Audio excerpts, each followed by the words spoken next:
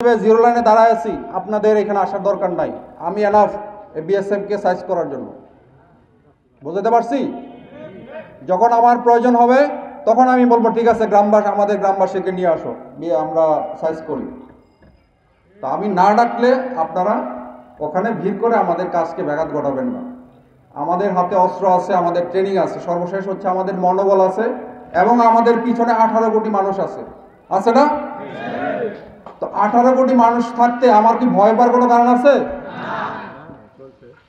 তো ইনশাল্লাহ বিজিবি হচ্ছে, আপনি দেখেন আমি কি লেখাইছি আজকে, বিজিবি হবে সীমান্তের নিরাপত্তা এবং আস্থার প্রতীক। ফার্স্ট হচ্ছে আমি যখন বিজিবি আমার শূন্য লাইনে বিজিবি দাঁড়ায় থাকবে, আপনি নিশ্চিন্তে থাকেন যে বর্ডার সিকিউর, বর্ডারে নিরাপত্তা আছে।